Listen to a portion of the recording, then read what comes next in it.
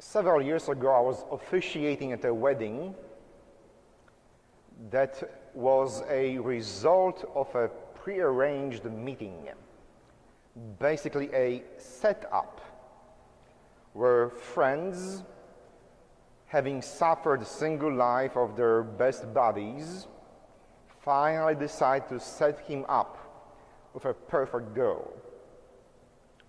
Well, as a result of that set-up date, a marriage happened. However, he didn't marry the woman they wanted him to meet. He did meet her, but he ended up marrying her sister, not the woman that everybody was planning to put in his embrace. They call it coincidental love or happen chance love. It wasn't what was scheduled to happen, but it did happen.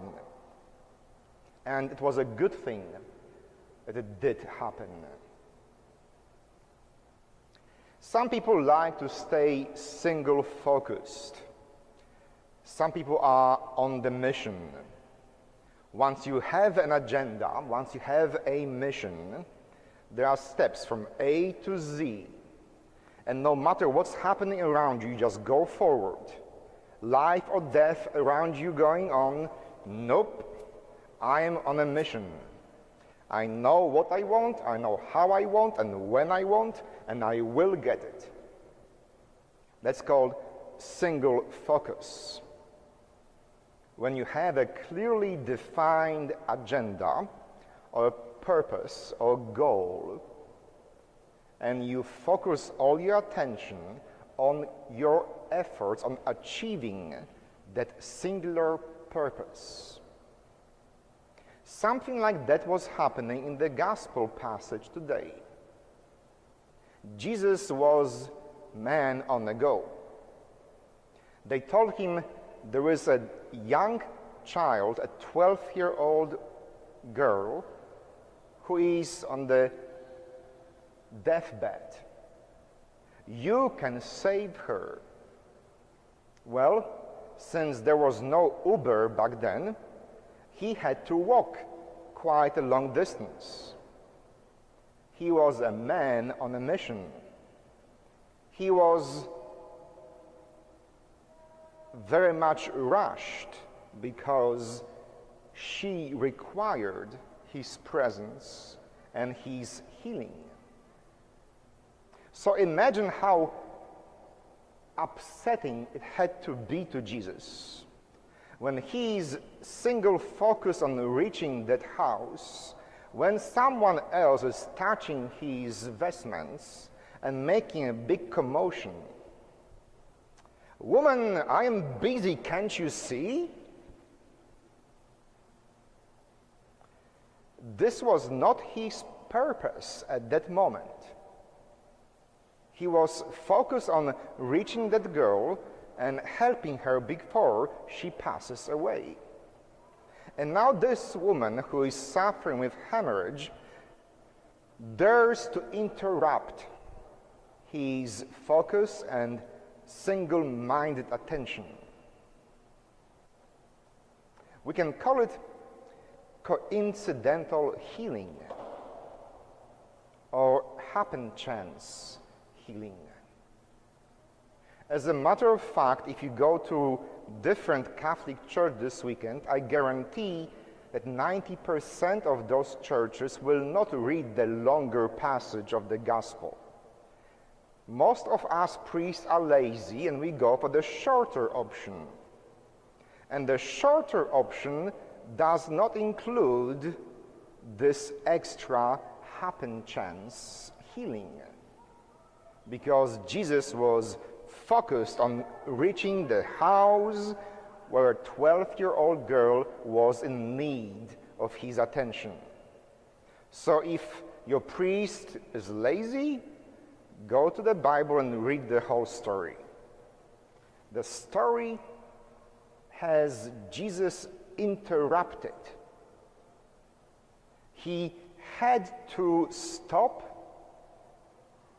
gather himself, refocus, take care of that woman who needed him at this time in this place, serve her needs, and then recharge and keep going forward. Was that mission of healing 12-year-old girl less important than healing of the elderly woman who was hemorrhaging? No. They both needed Jesus' attention, love, and healing. And if he was a typical Polish man, he would not even notice the woman touching him as he was marching on. As a matter of fact, most of us, once we set up a goal or agenda, we tend to not pay attention on what is happening if it is not a part of our agenda. But think what would happen to that woman if Jesus decided to not stop, to not talk to her, to not give her his attention and love. If he was like us, focused on achieving that one singular goal, one purpose. In 2005, the purpose of St. Stanislaus was to survive, was to keep our property from the hands of our beloved Archbishop. This was a very clearly defined agenda of ours. And for the longest time, we had to stay single-focused. This was truly, without any exaggeration, a battle, a fight for life and death. We had one goal: survive. Keep this church open no matter what.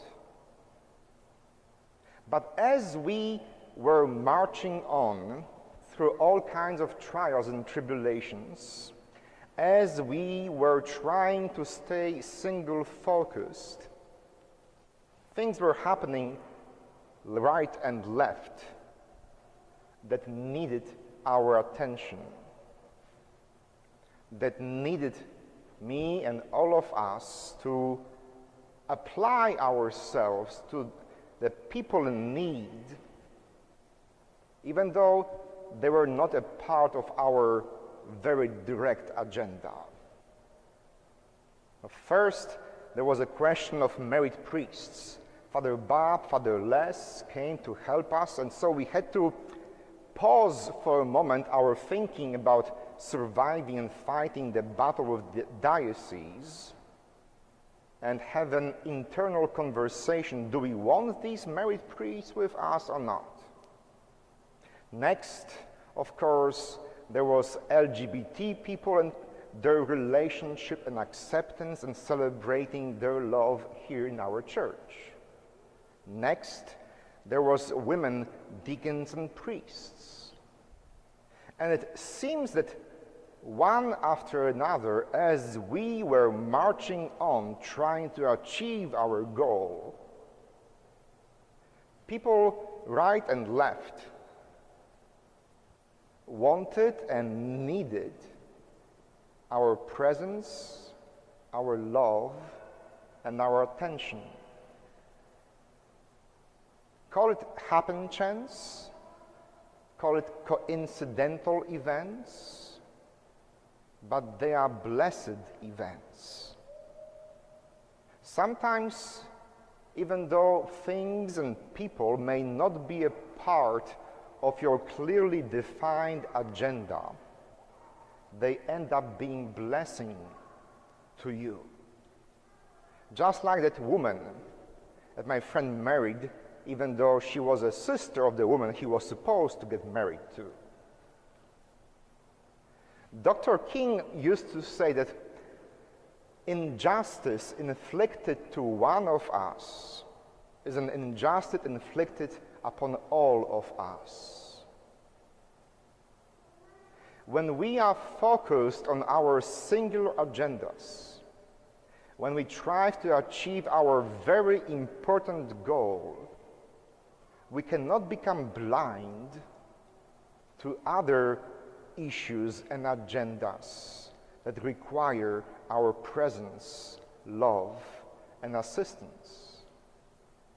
Even though maybe my personal battle for justice is very important to me, we have no right to ignore other battles for justice that might be less important to me or to you. For when injustice happens to one of us, it happens to all of us.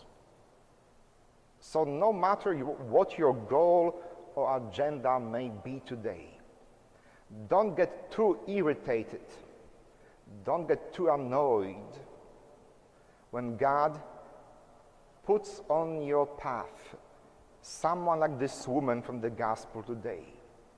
She was not a part of the bigger picture, but she happened to be in the right place in the right time to experience the power of God's love. And God places people like that in your life and in mine, in the right time, in the right place, because God knows that through your ministry, they can experience the power of God's love.